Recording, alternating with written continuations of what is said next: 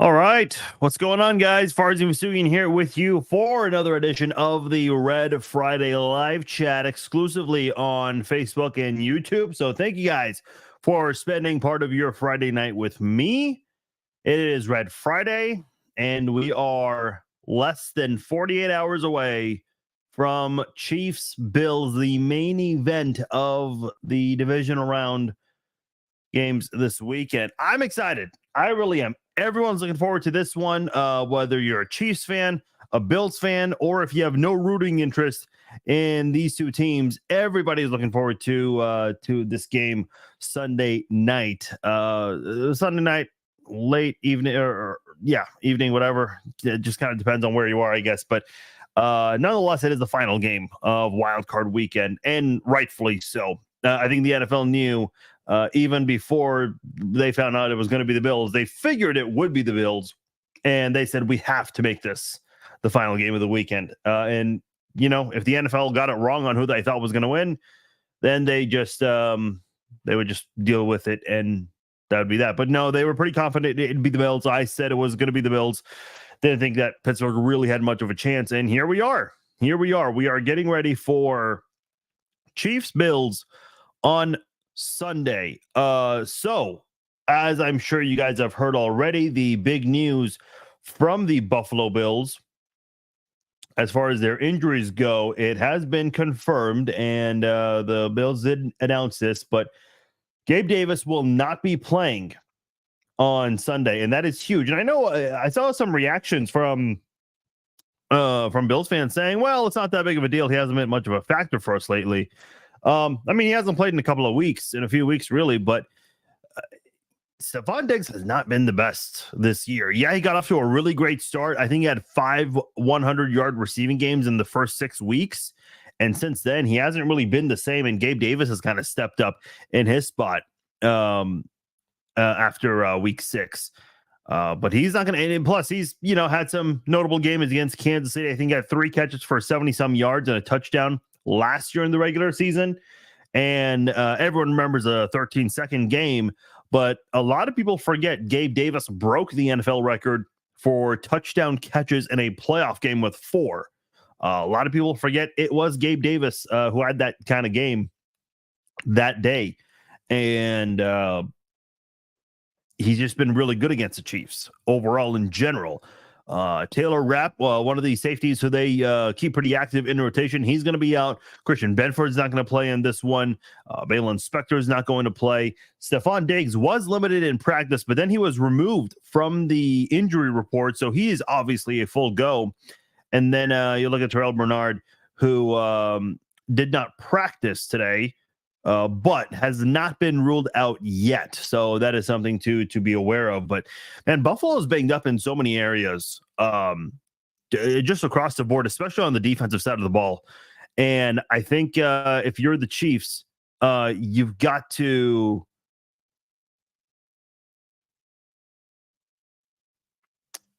What is the spammer doing here? You've got to be ready for that. Jamie has a valid point saying that worried about the Bills tight ends. Yeah, Dalton Kincaid and Dawson Knox, they both stepped up, had a good game. Let me just say this, because I think if you watch First Thing First, or if you see the clips online, Nick Wright is always heavy towards Kansas City. You either love that or hate that. But he does have a valid point about how Buffalo performed and how the Chiefs performed. Because a lot of people mentioned the Chiefs offense and how they were going up against a banged up Dolphins defense. I mean, they had a lot of guys off the street that played for them in that game defensively. Yet Patrick Mahomes had a really good game in one of the coldest playoff games in NFL, the best game below 0 degrees in January. Yet the Bills, they played a really banged up Steelers defense. I mean, they kind of got a I don't want to say easy, because it's the playoffs and all, but it was easy, okay. And the Bills just kind of steamrolled through the Steelers. Yeah, the Steelers moved the ball well, but they couldn't capitalize on a lot of those situations there. But again, the Bills took advantage of a banged up Steelers even. And look, I've said this so many times. It doesn't matter if a team has injured players or whatnot. You're supposed to take advantage of that. But can you make it look the exact same against a much better defense in Kansas City, where they have L'Jarius Sneed and Trent McDuffie, maybe the best cornerback duo in the NFL right now? Justin Reed, a very underrated safety. Mike Edwards has been playing better the past few weeks. You look at this linebacking corp. Nick Bolton, I think when he played against the Bills, it was his first game back.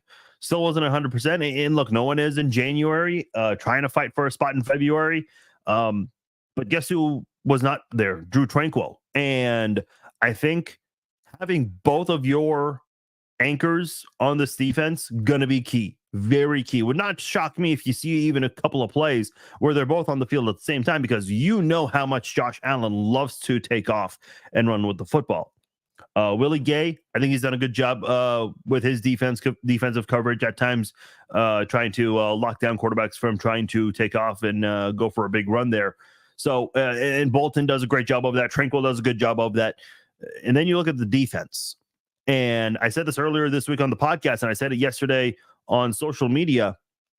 Chris Jones going against Osiris Torrance, the second-round draft pick this year, a rookie, who has allowed the third most pressures among guards this year. That, to me, is going to be the biggest matchup for the Chiefs in this game. And I think that's going to be the difference maker in Sunday's game, is the matchup between Chris Jones and Osiris Torrance. And listen, don't forget about Spencer Brown, too. He's been guilty of giving up some pressures this year, and that's who George Karlaftis is probably going to be going up against in some games this year. And maybe they'll switch him up. I know in the Bengals game, they flipped Karlaftis to the other side, and he took advantage of Orlando Brown and got to Jake Browning in that one. So we'll see what the Chiefs do. The Chiefs really like Charles Omenihu, and Charles Omenihu kind of, gave himself a pat on the back, and deservedly so, about how well he had been playing this year in the limited amount of games he's been a part of this year. I think he's had 7 sacks in 11 games. Sounds about right. And he has played well. You know what Omenihu is reminding me of is he's kind of playing like how Karlaftis played last year. Before Karlaftis started to get more sacks, in the first 10 games, he only had half of a sack. But he had a lot of passes batted down because he just had a knack for being able to tell when a quarterback was going to release it and quickly getting a hand up there to not let the ball go to the intended target. And Charles Omenihu Omenihu has done some of that this year as a defensive end. And I like the way he's been playing. And you look at the Bills defensive line right now. Yeah, they're going to be with a lot of guys in this game. I mentioned Spector, maybe Terrell Bernard. Christian Bedford definitely not going to be there. Taylor Rapp not going to be there, who's an important part of their safety rotation. I do like the safeties, Jordan Poyer and Micah Hyde, though Poyer, I think, has definitely struggled this season, and I think the Chiefs can definitely capitalize on that. But they're without a lot of their quarterbacks this year too. They've been dealing with some injuries on that side of the ball.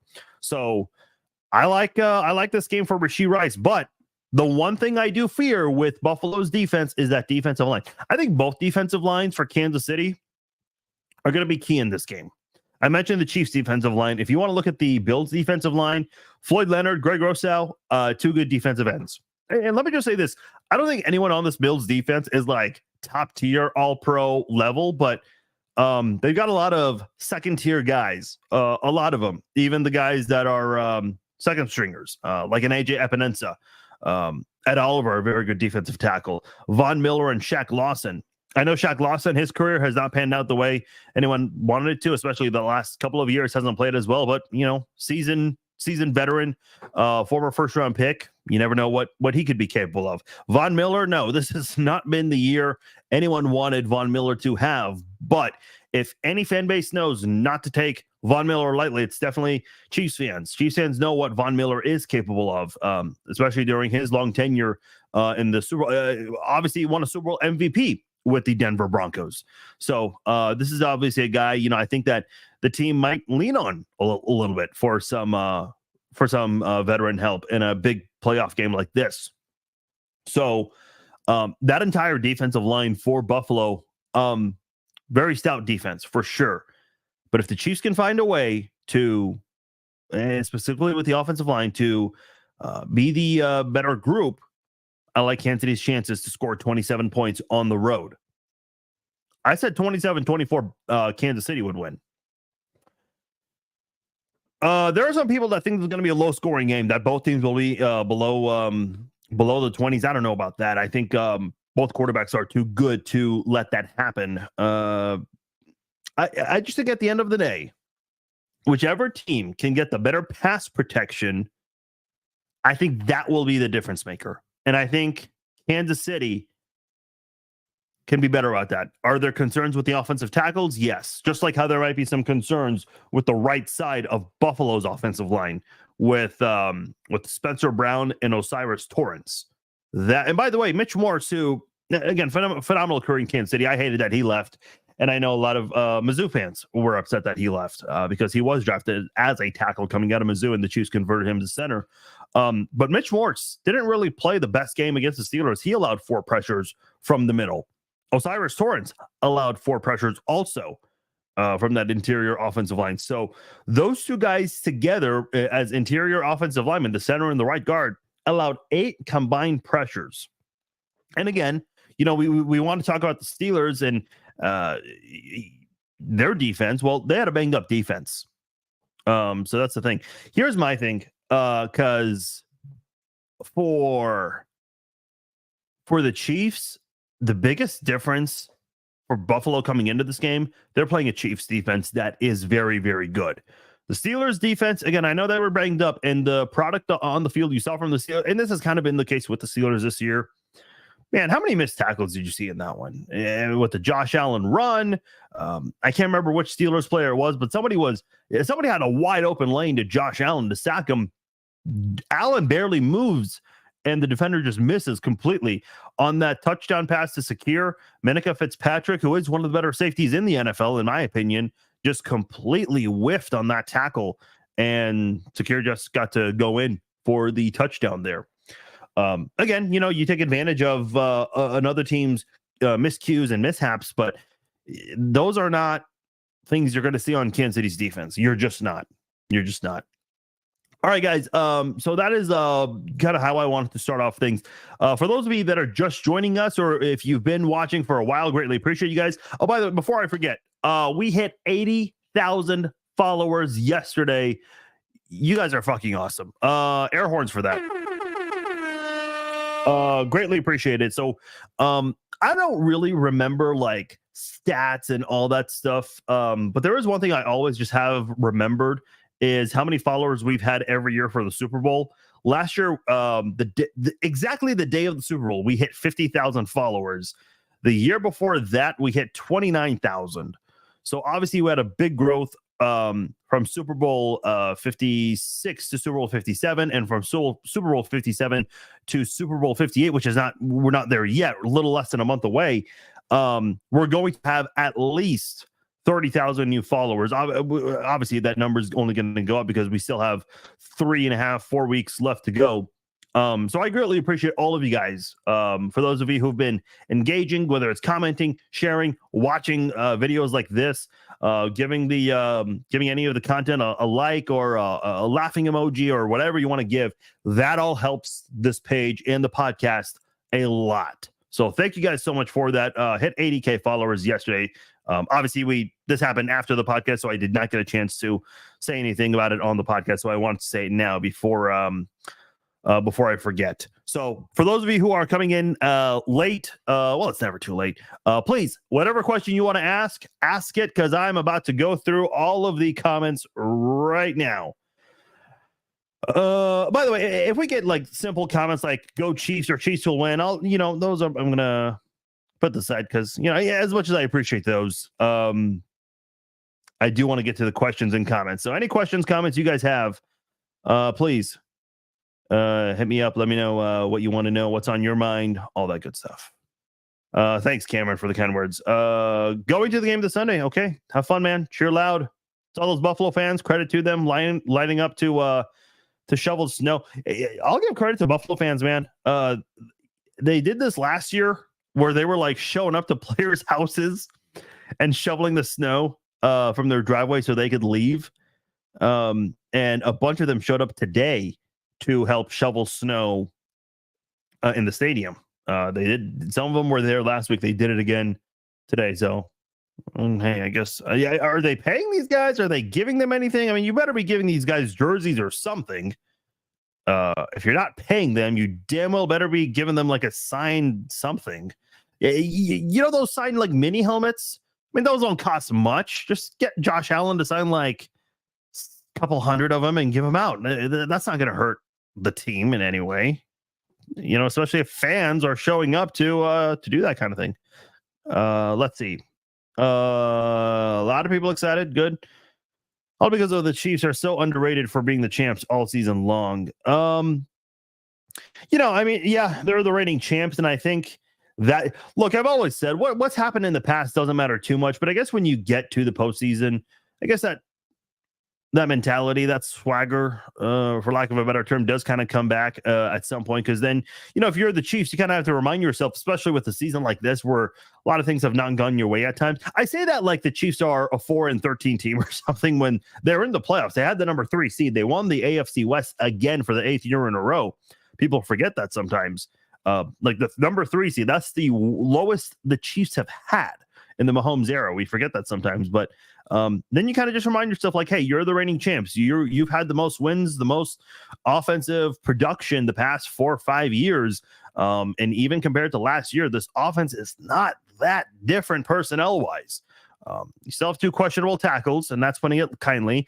You still have the same receiving core. Only difference is instead of Juju Smith-Schuster, you have Rashee Rice. I mean, what's different really about this offense? Can't really say much. So I think the Chiefs are trying to just remind themselves of who they are and what they're capable of. Elaine has a good comment here. Chiefs need to score touchdowns, not just field goals when they are in the red zone. Yeah, the red zone has definitely been a thorn in Kansas City's side this year.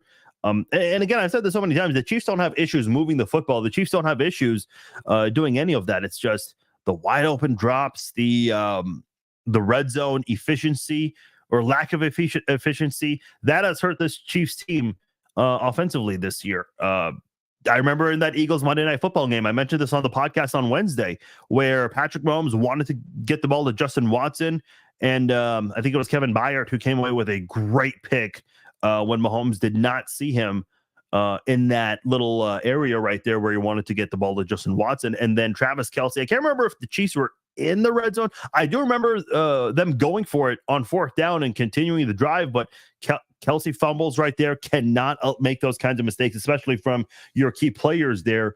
You obviously are more disappointed in that, given that it was Kelce. So things like that, yeah, you got to be much better about. Steve says Pacheco didn't play last game. That is the key to our victory Sunday. Yes. So Drew Tranquil and Isaiah Pacheco not playing last time definitely played a role for sure. And I think at the time you had Jerick McKinnon, who wasn't really having his best year this year. He just wasn't. And I hope it's not his last year. I really, really hope not. That is a guy that hasn't really played. He's up there in age, especially at that running back position, but he's not somebody who has been utilized so much over the years. Like, he still has some gas left in that tank, given that he hasn't been a down for down back in his career. So this is someone that could still utilize that horsepower in the future. So I hope he comes back stronger. Yeah, Pacheco did not play, and he has played a lot better lately. He's been responsible for a lot of Kansas City's offensive success the past couple of weeks. And hopefully the Chiefs can utilize that. Let me just pull up Pacheco's numbers real quickly here. Let me just look at game logs, because ever since he came back from that shoulder surgery that he had, he has been playing a lot better. So he was inactive for a couple of weeks and was inactive for the Buffalo game. That was the first game he missed, and was inactive for the Patriots game. And against the Raiders on Christmas, not a game a lot of people want to remember. And why are his rushing numbers not coming up? Interesting. Oh, there it is. So 11 runs for 26 yards, not great, but got into the end zone, which is not something Kansas City was able to do much of in that football game. Against the Bengals, a much better game, 18 runs for 130 yards. Didn't have a touchdown in that one. but did have it did have a touchdown on the or no, sorry. He did have a touchdown. It was a receiving touchdown. Yeah, that's right. It was on a third down play, very close to the end zone.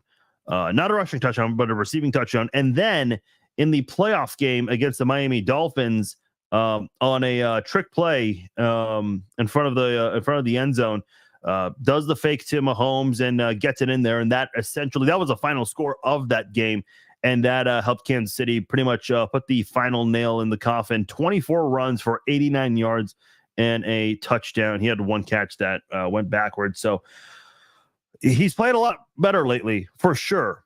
And you look at his very first playoff game. If you guys recall, it was against the Jaguars. That was the same game where Mahomes hurt his ankle. And obviously, Mahomes not playing his best. Chad Henne had to come into the game. Well, what does Isaiah Pacheco do? He just took over in that one. Whenever they needed him, whenever Chad Henne came in, Henne did some good things on that drive. He did. But Pacheco, when Mahomes did come back, he obviously was not the same Mahomes we all know and love. So for him to step up in that game as a rookie at the time, 12 runs for 95 yards. Also had a catch that went for 6 yards. So ended up having 100 yards of total offense in that game when Mahomes was not really at his best. I think Isaiah Pacheco, my favorite Isaiah Pacheco moment, it's not a touchdown. It's not a big play or anything. It was in the Super Bowl last year where, and I can't remember who it was. It Bradbury? Or was it that safety that's now with Detroit? I can't remember who it was. I think it was maybe Gardner Johnson. Delivered that big hit to Pacheco. Didn't fumble it when a lot of ball carriers probably would have. And I think he ended up having surgery in 2 different places because of that hit right there. And he held on to the ball. Mahomes' run on that drive was huge.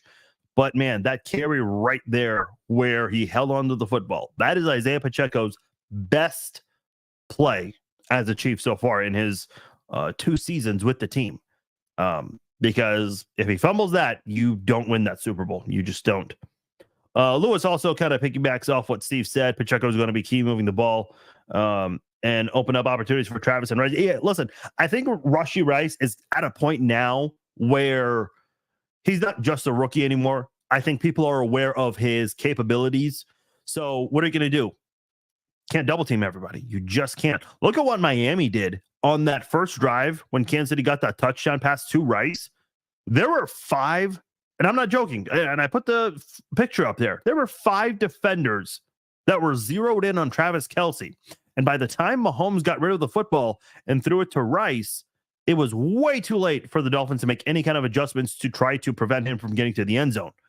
I put the screen cap because I don't have the rights to put the video on. But it's on NFL Plus for any of you guys that want to see the all 22. They were all in on Kelce. And Kelce, who's been double, triple teamed, or in this case, quintuple teamed, he hasn't really had the best year because of that. And even then, he came 16 yards from the 1,000 yard mark. So just kind of shows you how much respect these defensive players have for Travis Kelce.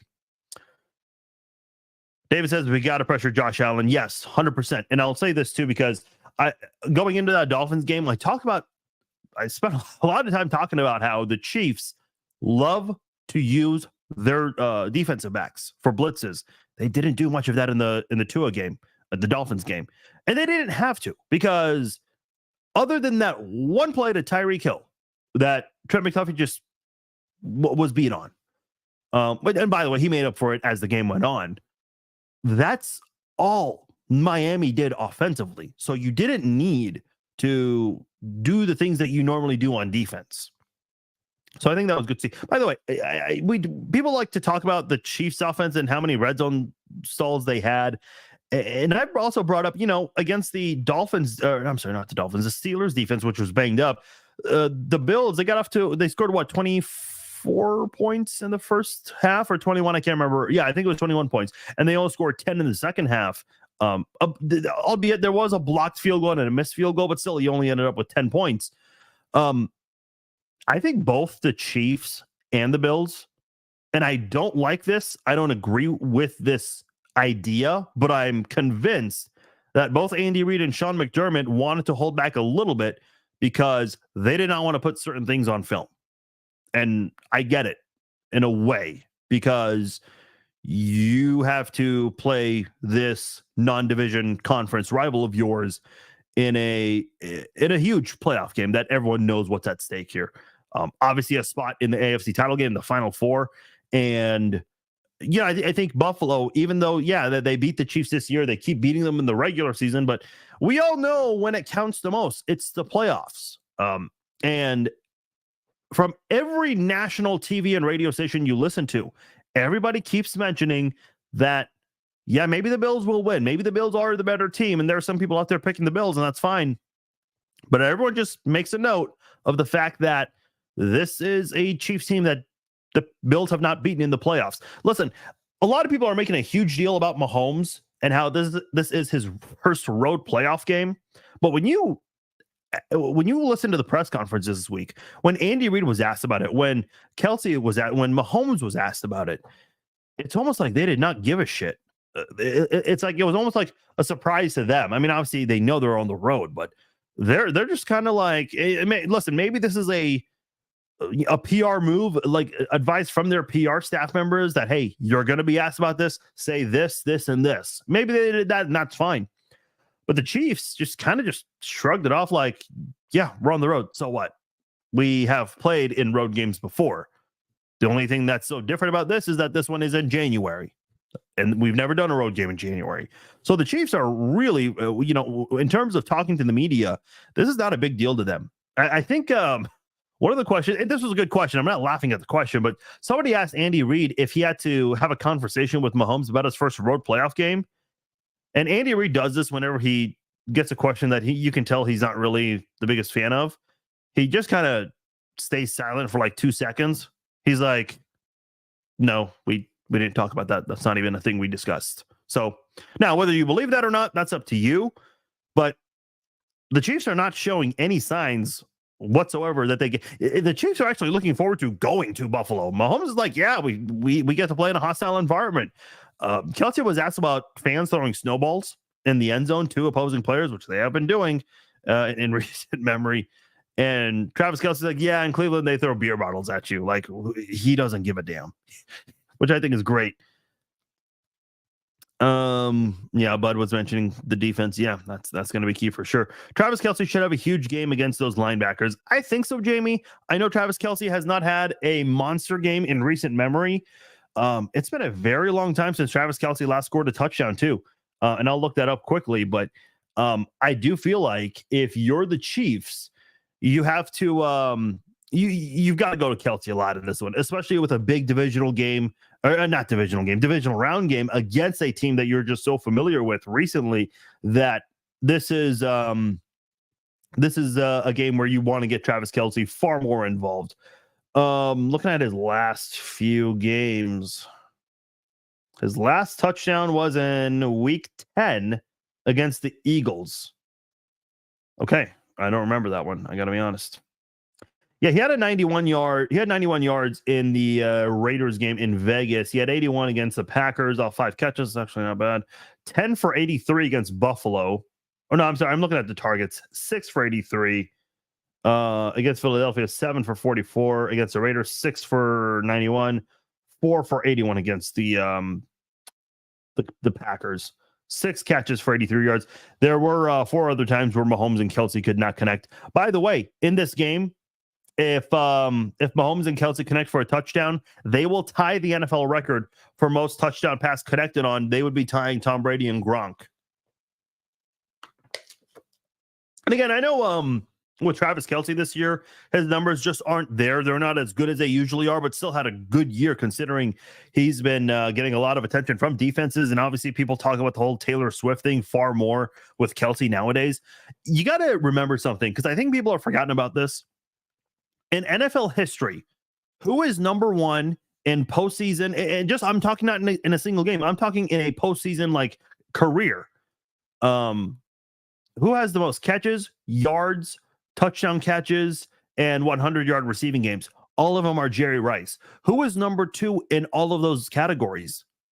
Travis Kelce. A lot of people forget that. So you've got a tight end here who is the best at all of those postseason stats out of everyone not named Jerry Rice. Listen, no one's ever going to catch Jerry Rice in a lot of categories. You're just not. But Travis Kelce, when it comes to a few of those postseason stats, he's got a chance to beat out. He definitely has a chance to tie Jerry Rice for most 100-yard receiving games. Maybe even beat it if he has 2 monster games this postseason. That's the kind of player Travis Kelce has been for the Chiefs in the playoffs. And it's crazy because last year in the playoffs, I think Travis Kelce had 390-some yard games like each week in the postseason. It's like, man, you come that close to breaking Jerry Rice's record, tying him and then breaking his record. If Allen runs like a running back, please get a good legal hit on him. Yeah, this is something that we didn't talk about on Wednesday. The whole thing with the fake slide and whatnot. And listen, it's just so hard to be a defender in the NFL today with a lot of the rules against receivers, and then quarterbacks kind of have that whole thing. It's always been weird. Bud says Yak. Yes, I agree with this. Yak is the key to success on the offense. The Chiefs do lead the NFL in this category, so 100%. By the way, let's keep in mind the Chiefs not only led the NFL in yak, they also led the NFL on drops. And there were a lot of wide open drops this year. And I saw someone, I can't remember who it was, someone put out a stat as to how many potential more yards Mahomes could have had. And when you think about those drops, obviously they were thrown because the receivers are wide open and they could have got even more yak yards there. So, just kind of think about that. That's again, if a guy like Kadarius Toney plays, who was questionable, he can do some damage. Just catch the ball. Derek Nottie not going to be playing in this game. Whenever I talk about this defense, I think the player I have mentioned the least is probably Derek Nottie. I think I maybe mentioned him maybe twice. Some people think that he's going to be missed in terms of trying to stop the run. And against a guy like James Cook, I can see that. The Chiefs are anticipated to activate Mike Pennell. And I think that's going to be very important for the Chiefs because Mike Pennell was a very instrumental part in 2019. Well, technically January of 2020, when he joined the team late midseason and helped the Chiefs improve their rush defense. And that helped them go on a run and win Super Bowl 54 that year. Don't care about the score as long as the Chiefs have a higher score. Yeah, that's the idea. That's the name of the game for sure. If Allen is running, he is fair game before he gives himself up. Yeah, a lot of people will just kind of, I don't know. Again, the rules are so weird. Even Mahomes has kind of benefited from these things. I think in that Titans game in the AFC Championship, he made it look like he was going to go out of bounds and he didn't. And then he just kept running. He still earned that touchdown because he was fighting guys and battling to get into the end zone there. So thank you, Elaine. I appreciate it. Too many missed tackles to count against the Steelers. Yeah, way too many. I know the numbers out there. I've not looked that up. I'm not going to bother doing that now, but there were a lot of missed tackles if you watch that football game. And even Tony Romo and Jim Nantz mentioned it. I think as soon as I tweeted the Minkah Fitzpatrick whiff, I wrote about that. I said, man, they've been whiffing, the Steelers defense whiffing a lot of tackles today. And then coming back from break on the kickoff, Romo mentions that. So, it's definitely been noticed. I love Billy's comment here. Embrace the villain role. Everyone should show up in the NWO shirts on game day. Well, the problem is you're going to be wearing black. And listen, I love the colors black and silver. Maybe not the most popular thing to say in these parts, but I love the colors black and silver. But, how cool would it be if the Chiefs cut a deal with the WWE? Because I don't know if NWO is trademarked or what, but what if they did like a red NWO, or I don't know, like a Chiefs World Order type of thing? That'd be awesome, man. I would totally get one of those shirts. Thanks, bud. Thanks, Christy. Much love to you guys. Appreciate it, man. You've got Watson, Justin Watson, obviously you're referring to him making a couple of big catches while all the attention is on Kelsey, Rice, and Pacheco. Yeah, that's a pretty good and safe prediction there, Alan. Like if you're betting on DraftKings and you want to do the over on Justin Watson, I don't know what that is. I'm actually very curious to look that up. But if that's something you wanted to do in this game, that's an over on that would be pretty good because Justin Watson is not a guy that really gets a lot of passes thrown his way. But man, when he does, they tend to be big ones to help the Chiefs try to move the football. Let me see what is his over under. Justin Watson over under 17.5 yards. It's an easy over if you ask me. That's on DraftKings, by the way. Not sure what it is for all the other websites. Dan's asking how many targets do you think MVS will get? You know, I think he'll get some. He's still one of the starters on this team, I think, and I think that's evident by the fact that he did not play in that Chargers game. Listen, I said going into that game, I think that's a guy that probably needs some reps.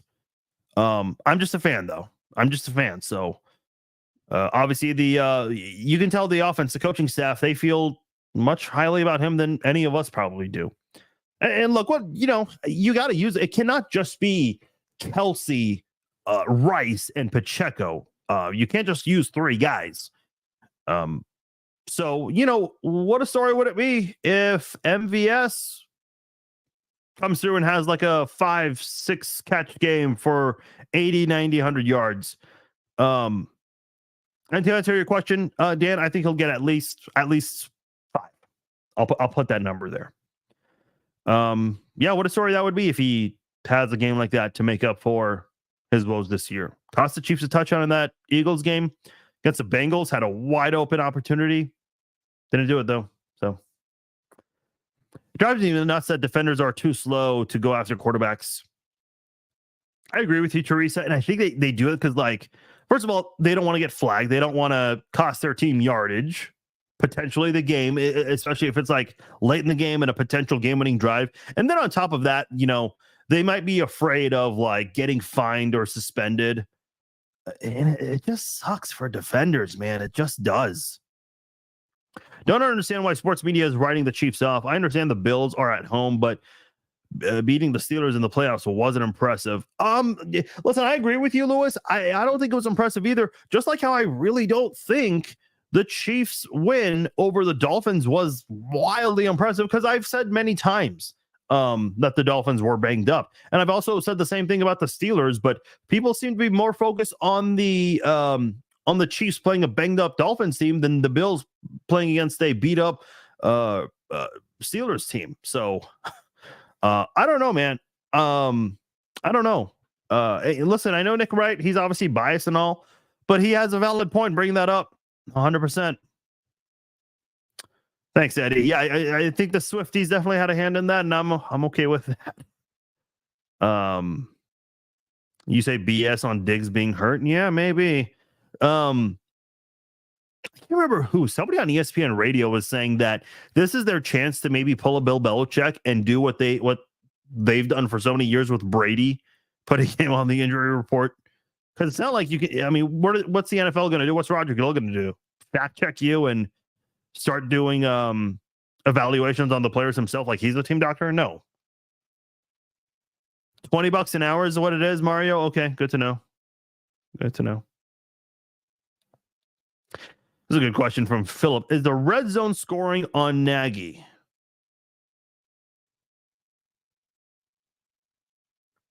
Damn, that's a good question. Here's what I struggle with, okay? Because whenever things did not work on offense in the past, before this year, people blame Nagy. I'm sorry, Eric Bieniemy. People blamed Eric Bieniemy. And then when things were working, who got the credit? Mahomes got the credit. Kelsey got the credit. Andy Reid got the credit. Not Eric Bieniemy. And now this year, and I think we agree the Chiefs have been the red zone. Yeah, offense has not been bad. And I'll answer your question in a moment, Philip. And I got to be honest, I don't really know the answer to this one. But now that the offense has been playing better, no one's giving credit to Nagy. People are giving credit to Mahomes, to Pacheco, to Rice. Those are the guys that are getting most of the credit, not Nagy, which I think is interesting. Is the red zone scoring on Nagy? Here's my thing. Who do we think is calling the plays? It's supposedly always been Andy Reid. I think the last person that we knew was taking over play calling duties was Doug Peterson in 2015 when the Chiefs had that 1-5 start. Oh, after that, it was Nagy in 2017. And then the Chiefs went on like a 4-game winning streak to end the regular season, and that helped him get that Chicago job. I don't know, man. I hate to give that answer, but I really don't. I think part of it might be the play calling. So I think that could be, Reid and Nagy, because the Chiefs just get a little too weird sometimes in the red zone. I think sometimes like ball security is a big problem too, and that falls more on the players. I think there are a lot of people that are guilty of the red zone struggles for sure this year. Putting this out there, Andy will have a plan we have not seen. Okay, I was thinking about this today, bud. This is actually, I'm glad you said this. I'm wondering if we see more creative play calling. I'm very curious. Will we see more creativity with the Chiefs offense in this game? Because if you've been saving things up, which I don't believe, and I hate when the idea is thrown out there that coaches hold back and save things, but I don't think there's any false notion in that. I think there might be some truth to that kind of idea. If you're going to be saving shit, well, I guess this is the week to no longer save it and use it. Because Andy Reid is a pretty damn creative guy. Really, really smart. When it comes to creativity and offensive scheme, Andy Reid is the best at it in NFL history. I will take that to the bank on my grave, 100%. Better than Belichick. Belichick's just a better overall coach. He's won 6 times, though people kind of wonder, what kind of a coach is he without Brady? Topic for another time. But get that creativity this week, man. You have the players for it. I think Rashee Rice is kind of at a point now where he's more comfortable as a number one. He looks more like a number one, a veteran in a number one role than a rookie in a number one role. He looks very comfortable out there. Kelsey, obviously, he's capable of doing some things. Blake Bell, I know this is not the guy that a lot of people think of, but this guy was a former quarterback. You can do some things with Blake Bell to throw teams defenses off. Pacheco, I'll even say Clyde Edwards-Helaire's name. Kadarius Toney's got the speed. Let's see that, man. Bring back the snow globe for this one. Do something. Let's do it, man. Just don't do it up against your own red zone, or end zone, I should say.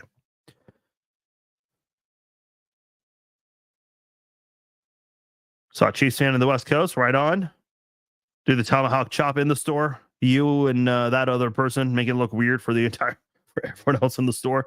I'm rooting for the Texans tomorrow. Yeah, a lot of people are for obvious reasons. I don't think it happens, man. I think it's the Ravens.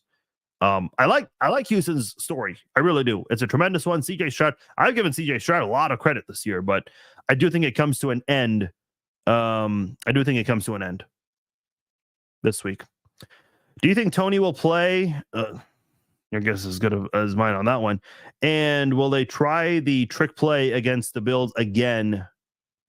Play if Toy didn't blow it. I don't know what you're referring to on the second question. But kind of, what Bud was saying, I think this is the time to get that creativity out for sure. Cameron says, I'm hoping our defense will make Josh Allen think twice about playing running back. I don't want to see anyone hurt, but if he's going to stand up and run, we need to shut that down. And look, Drew Tranquill didn't play last time. It was Nick Bolton's first game back from injury. So I think this Chiefs linebacking corp is definitely going to be far more ready. And look, I'll just say this right now. Josh Allen's going to be running a lot. That right side of the Bills offensive line, not very good. We already went over that. Osiris Torrance, Spencer Brown. Torrance has allowed the third most pressures amongst guards this year. So, Chris Jones, the Spags is going to want him lined up against Torrance as much as possible in this game. 100%. It would be very surprising to me if that's not the case. I agree with this, Bud, because you have to take that crowd out. That's something that's been brought up a lot this week. We need pressure on Allen but also not let him get out to the edge. Yeah, we were just kind of going over that. He's got, because of that right side, and maybe he kind of turns away and shifts left. Maybe if he's already going to the right, he's going to have to continue going in that direction anyway if the pressure is coming from there. Especially if it's like from the inside with Chris Jones, and obviously in a running battle, we all know who's going to outrun who in that one. So that's why I'm very curious to see how the Chiefs have their linebackers ready for this one, because Tranquil and Bolton, I think those two are going to be the most important players for your defense in this game. You know what L'Jarius is capable of. You know what Trent McDuffie is capable of. Justin Reed. And those, safety blitzes, cornerback blitzes, how much of that are you going to use? Because, again, they didn't do it much in the Miami game because they didn't have to. But there's a chance for them to do more of that in this game. Probably will have to.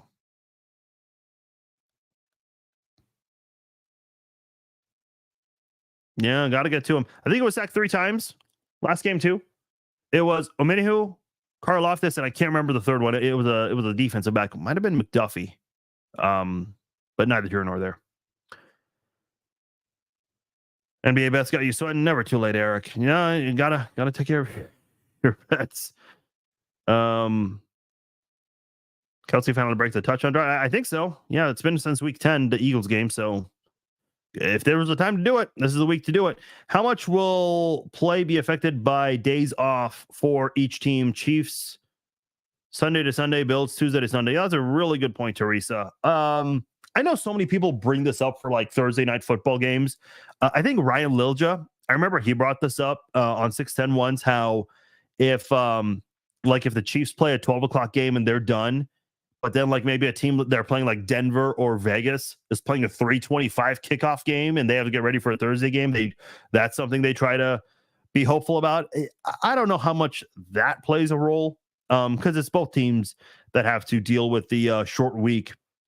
But in this one, with the Chiefs having a couple of extra days and the Bills playing an extra day later, plus I don't think they had like an actual organized practice because of the snowstorm they're dealing with. And part of me wonders if maybe Sean McDermott was okay with that, to maybe use that Wednesday as like a semi-day off. And because if you look at their injury report, they noted that Wednesday was a walkthrough. And all the people who didn't practice or whatever, that was more like a projection than an actual report. So I think Sean McDermott tried to counter that by trying to give the players off, like a physical day off Wednesday. Not the worst idea in the world. Not at all. I do think, the Chiefs definitely, and Andy Reid's been good with this in the past, but I think for sure the Chiefs will benefit from this. And I think I saw Mitch Holthus put a tweet about how and I think he like, in a friendly way, called out some of his friends in the national media talking about how the Chiefs, and I did not notice this at the time, very few people did, how the Chiefs were playing a lot of teams that were coming off a week off or a Thursday game, maybe, where they got those extra 3 days. I don't know, man. It's just, I know that's such a big deal with Andy Reid's resume, how teams do coming off a bye. But the Chiefs haven't really been perfect off a bye either under Andy Reid, by all means. Like, especially early on in Andy Reid's career in KC, I think Kansas City's record, when you include the regular season bye week and a postseason bye week, the Chiefs were like 3-3 or something along those lines. Just kind of start off, and it wasn't like the most ideal start. But I do think, in this case, in January, where no one's 100%, everyone's tired, everyone's beat up, everyone's trying to push hard for that Lombardi late in the season. Yeah, I think the Chiefs certainly will try to use that to their advantage.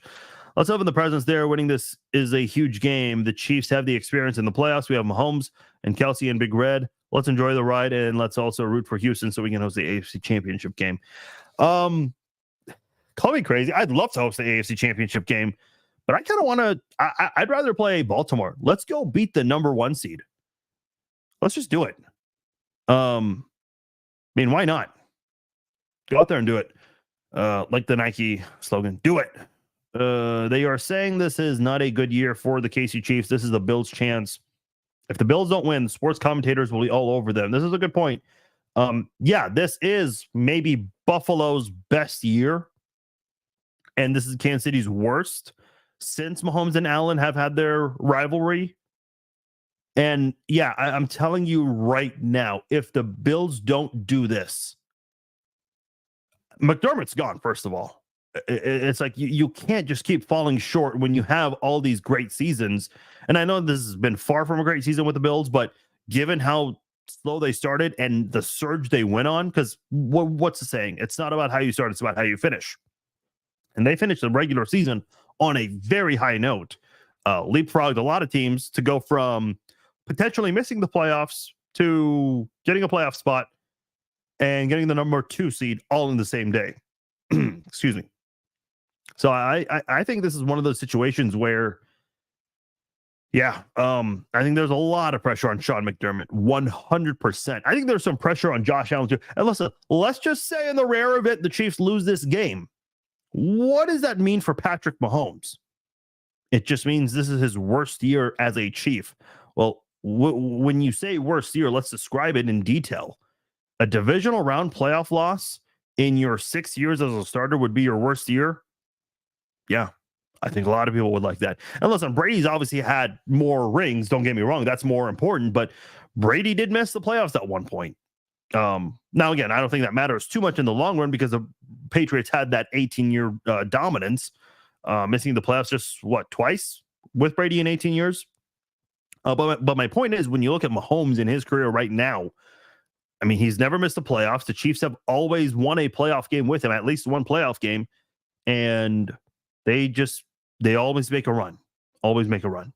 If the Chiefs win this game, no matter what happens in the rest of the postseason, you can sit there and say Mahomes' worst year was the AFC title game. Lost twice, won 3 times. And if he loses again, or wins again, it's still the same outcome. You can still sit there and say Mahomes' worst year in his 6 years as a starter was the AFC championship appearance. Not a lot of people get to say that. Not a lot of people get to say that. Against the Bills in the playoffs, always shows off 100+ yards. Yeah, he would tie Jerry Rice if he does so. Von Miller still with the Bills. I don't mean to make light of the situation, but when Dallas police were looking for Von Miller, Buffalo Bills fans commented, they're like, yeah, we've been looking for him too all year. We can't find him. Angel thinks Pacheco will run wild on the Bills. I hope so. Yeah, that's if that offensive line can get a good push against that defensive line, which I've said is very stout, very good. Yeah, Pacheco's got a chance for a very good day against the Bills defense after passing that defensive line. Yes, but they took him out because he has not been the same since that news dropped. Oh, I think you were talking about Von Miller. Well, I was going to say if you think about Stephon Diggs, he has, even though like the Bills have been winning more, and this is out there on the stat sheet. This is not, an opinion or anything. The numbers for the Bills offense has declined a little bit. Allen's numbers have gone down a bit. Stephon Diggs definitely played. And I put the comparison between that was shown on FS1 between Diggs and Rice. Rice is a far better player this year.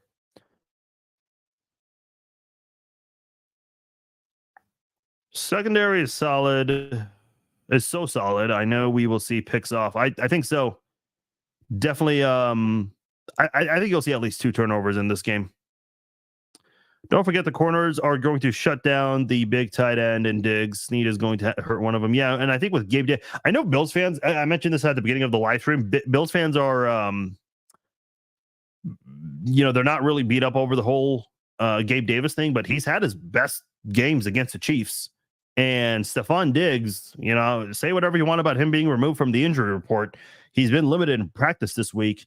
And with Davis being out, you secure, you don't take the guy lightly, but that does really help Snead and McDuffie far more than it hurts them.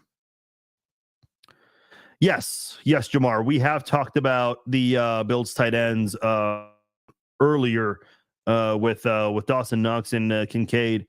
Yeah, the Chiefs, I think the Chiefs linebackers can match up well against that unit for sure. And obviously they both played well. Both were key in the game against the Steelers in that playoff game. All right, guys, I'll read a few more comments and then get out of here. I think Hardman is going to be a secret weapon. I hope so. He's been playing lately, but has not been involved more. The thing with Hardman is twice in as many weeks, and it's been two different quarterbacks. So it was Mahomes last week, and the week before that, it was Blaine Gabbert, where they found Hardman wide open, but Hardman just completely loses sight of the football. And look, I mean, say whatever you want. I know someone made a comment saying, "Oh, well, it was the Arrowhead Lights." Well, the week before, what are you going to say? It was the LA sun from like the side of the stadium, because I guess there's like a portion of SoFi Stadium that's open. So I don't know, man. Like, how do you keep losing the ball like that? Because this is the thing, like the drops, the offside on multiple receivers this year, and now like losing location of the football. Man, these receivers are pretty replaceable. I don't care how fast they are, how good they are, how much damage they can do to a defense. If you cannot catch a ball, if you cannot locate a football when you're wide open and it's coming towards you, there are college football players on Saturdays that make those plays. Those are the kinds of plays they dream of making, because they know that, one, it's going to help their team. Number two, it's going to be on the highlight reel, and scouts are definitely going to make note of that. So these receivers better start playing much better, for sure. Yeah, I like Noah Gray, man. I agree with you, Bob. I hope they use Noah Gray more, but I don't know. Speaking of penalties, Jawan Taylor. Yeah, 2 comments in a row asking about Jawan Taylor. Jawan Taylor will be playing. What are the chances we lost because a drop pass or a Jawan Taylor penalty? Yeah, that's a good question for sure. The Jawan Taylor penalty didn't hurt the Chiefs that much last game, but you never know if that, like, you cannot afford a mistake like that in this game for sure. Even though the Bills defense is banged up, kind of like the Dolphins and the Steelers defenses, you still cannot afford that against a guy like Josh Allen's team. So I would probably say more so the drops, though, because we've seen the Chiefs offense be a little bit better about 3rd and long situations. Because I think Taylor did commit a penalty on 3rd and long last week, and they found Rice for a big gain. So I do think it'd be more so on the drops than it would be the penalties. Our greatest fear, and we're not after the season. Let me just go back to that penalty thing, because the thing that sucks about like a defensive player getting a penalty, it's an automatic first down 99% of the time. Whereas with an offensive penalty, unless it's like intentional grounding or one of those weird penalties, the yardage becomes, I mean, you go back further and it becomes a little bit more difficult, but you at least get another chance. You get the down back. So that's the one positive, at least with an offensive penalty. Not that, not to sugarcoat it, but that's just something I wanted to put, because I've mentioned that before in the past. Do you think we'll see a Kelsey lateral this week? How wild would it be, Brett, if Kelsey did that exact same thing to the exact same player again? I know he said on his podcast he wants to do it again, but listen, as cool as that was, despite the penalty, go watch the replay of that. And I don't remember the defender that was there. He was this close to tipping that, and that would have been a disastrous fumble. And to think that you could have had a disastrous fumble and an offside on the same play, yeah, you don't want that. I mean, be smart about it. That's my answer to you, Brett. Hopefully, they'll be smart about it. Really confident going into the game. Rested, less injuries. Pacheco and 50. Yeah, these are all great points. 100%. The rest is really becoming a factor. And I said this earlier, like, I wanted Kelsey to get those 16 yards just as badly as all of you guys. But I think there are bigger things at stake here, and I think you all know that. You saw Miami. They obviously came into last week far from full strength, and that definitely played a factor. You look at Buffalo right now, and I heard I think it was Ross Tucker who talked about how he doesn't even know who's going to play on defense for the Bills on Sunday. And when you look at the Chiefs, how well they were rested. They had the Saturday game. The Bills played a day later on Sunday, or Sunday pushed back to Monday. So, those things can add up a little bit. Yeah, for sure. And the Pacheco thing for sure, because he has played very well lately for the Chiefs offense. I thought Sky Moore was at practice and was going to play. No, what happened? So he is still on injured reserve. He still has not been brought. His 21-day window has started. I think it started last week. I can't remember exactly when. Or I think it was this past Wednesday. Yeah, I think it was this past Wednesday. Yeah, I think it was this past Wednesday. So he's still on injured reserve, but is not on the active 53 yet. So, and knowing how the Chiefs use the 21-day window, they always wait for the 11th hour to make that change. So, I don't think he's going to be playing. If he's going to play, it would have to be the Super Bowl, assuming the Chiefs get there. I pray it's not a nail biter.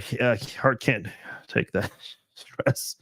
Yeah, that's, Chiefs have had very few games, playoff games, that have not been stressful, like the Colts game.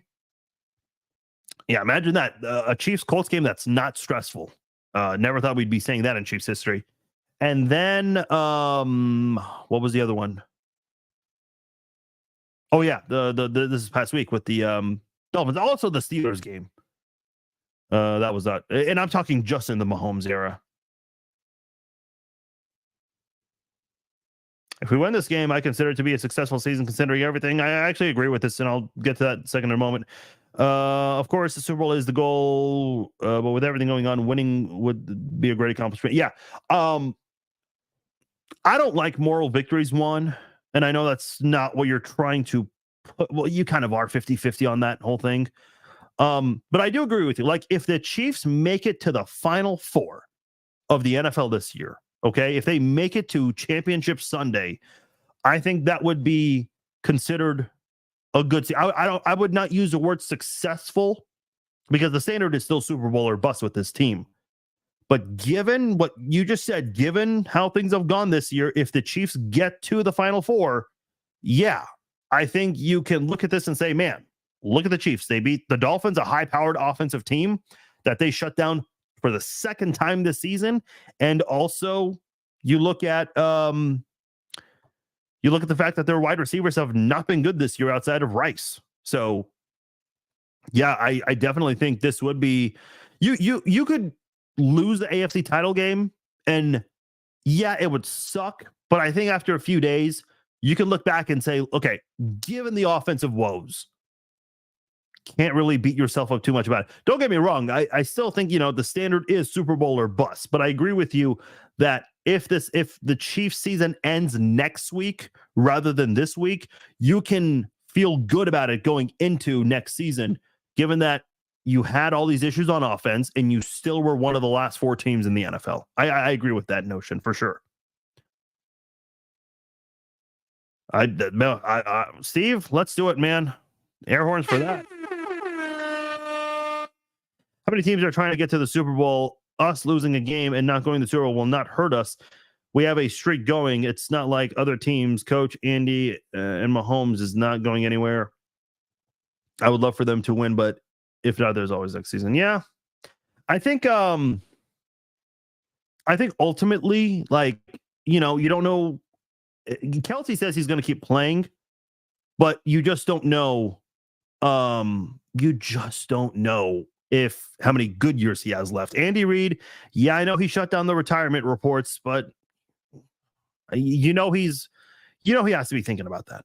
I understand this is the best team he's ever had, so he wants to keep going for a little while longer, but you can't miss that. You've got to think that's the thing. Thank you for saying yes. We will have a Sunday pregame live stream. When is the pregame live stream going to be? What time is the first game Sunday?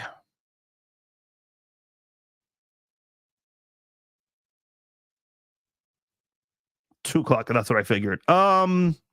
Yeah, maybe 1:00. Because usually I do these in the mornings, but we don't have a 12:00 game on Sunday, so Yeah. So for those of you that, I see Alonda. It's okay, Alonda. You're never too late. Please go live. We need a prep Sunday. Yes, 100%. We will be doing a pregame live stream Sunday. So for those of you asking, like Bob, well, all right, Bob, sleep well, man. Okay, so if you guys really want a time, and I'll commit to it's 1:00 Central Time. We're on, and as soon as they kick off the ball in Tampa, I'm out because I know you guys want to watch that game too. Samuel asks, Samuel, you're like the least offended Raiders fan I've ever met. When I make a joke about the Bengals, their fans get fired up. When I make a joke about it's really not a joke; it's fact. You can't ever fight facts. But man, Raiders fans get so worked up. Not you though, not you.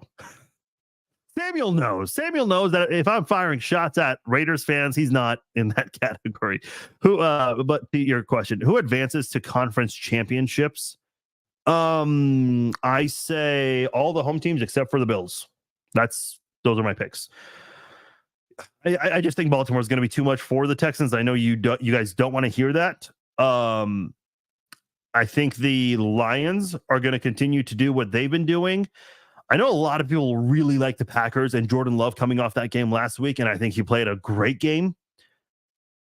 But I just don't know if I can pick against the 49ers. I don't know if I can do that, especially with their defense, with Christian McCaffrey. The Brock Purdy discussion's weird. There are some people who really like him and some people who think he's very overrated. I don't know. The Brock Purdy thing is weird to me. I think he's a good quarterback, man. The guy was one pick away from being undrafted.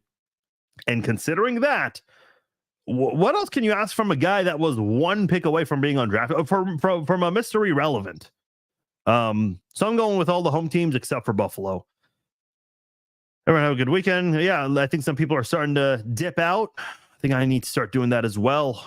Catch up on some TV. Let me just skim through. So if I don't read your comment, don't be offended. It's probably because we've already discussed this. So I am gonna. I'm almost caught up on the comments. Okay. So we can get through all of these. Ben says to win this game, Chiefs can't afford stupid nonsense cute plays. This is a fact.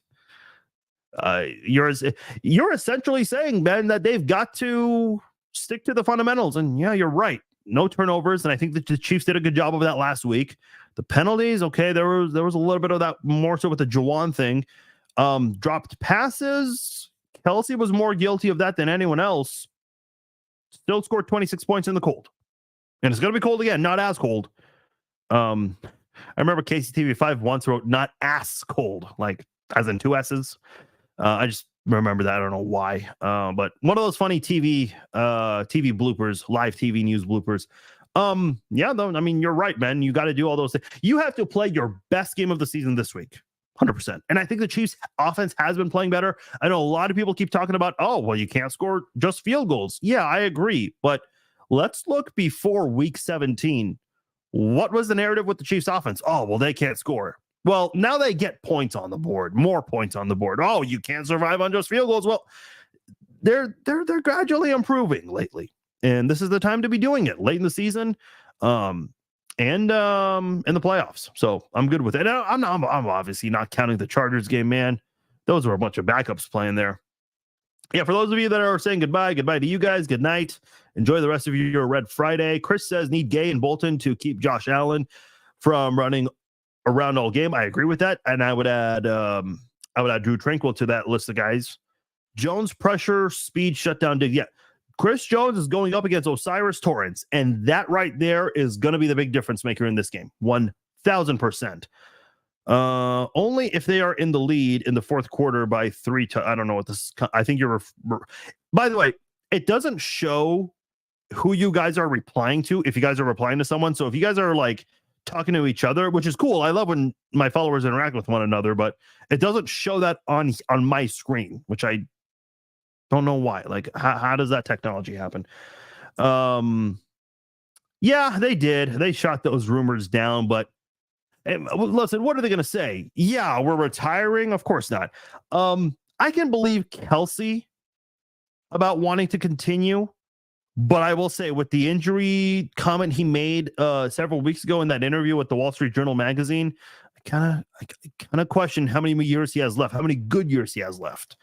Because before this year, he was telling Pat McAfee, ESPN, like everybody, he's saying, yeah, I can do this for a long time. But now, he had the knee injury, he had the ankle injury, he's had an elbow injury this year. This has probably been Kelsey's toughest year. And I think you kind of have to think about that.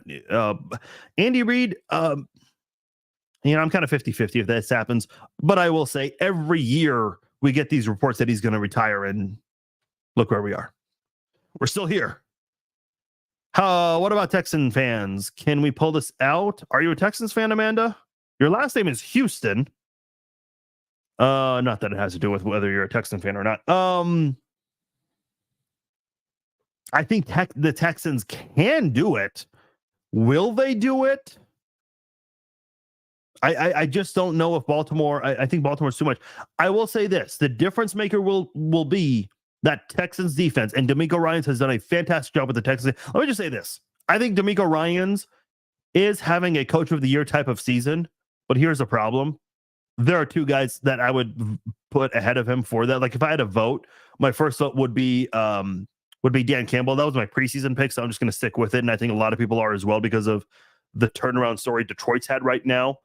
But keep one thing in mind. This is all based on regular season. So just because the Lions won last week, that doesn't, like, all the voting is done the day after the regular season ends. So my number 2 would be Kevin Stefanski because of all the QB changes and how they kept winning. You can't fight that. That's why I picked my vote last year would have been Shanahan. I mean, find me a coach that can do what Stefanski and Shanahan have done these last 2 years, continuing to win games no matter how many QB changes they've had. The only one that comes to my mind right away is Dick Vermeil with the Rams. That's the only one I can think of. And Doug Peterson with Nick Foles. That's it. Appreciate it, Christy. Thanks for joining me here. Rochelle, you get the last comment. Hopefully this game will be the largest scoring game for the Chiefs. That's a great way to end this live stream. Hey, you guys are awesome. I said this earlier, but for those of you who came in late, thank you so much for 80,000 Facebook followers. It's a cool number. I'm told that's a lot. I remember usually this time of year, I always hear from like high school and college classmates and even some like teachers too, which is pretty cool. So shout out to my teachers who dealt with me when I was a shithead kid. But in all seriousness, it's pretty cool because you guys obviously sharing so much of my content, it obviously gets out there, and someone who I have not heard from for a very long time, they actually reach out to me. I actually had a teacher reach out asking if I still remembered. I'm like, hell yeah. She was an Ohio State fan, huge Ohio State fan. She taught computer, and she was just like thrilled that I remembered her. Which, over the years, I kind of get it. Like, teachers really have that hope that former students still remember them. So, but anyway, like my point is, like, I've had past classmates tell me, they're like, yeah, you have 20,000 followers. That's a lot. I'm like, is it really? I don't know. I don't know. I'm told I have a lot of followers. I don't think I do, but it's cool though. 80,000, and the amount of interaction, engagement on here is great. I appreciate all of you guys. I really do. Even if you're writing a hate comment, write all the hate comments you want, because all you're doing is adding up the engagement. It's funny. Like, people are like, oh, I trolled you. Not really. You're just helping me out is what you're doing. See these sponsors below? Just saying. There may or may not be a big bag that comes with that. No, seriousness. You guys are awesome. Thank you so much. Love to all of you. And I appreciate those of you joining, who joined for the live stream on Facebook and on YouTube. Reminder, 1:00 Central Time, Sunday, pregame live chat. I'm out of here. Peace out. Enjoy your Friday.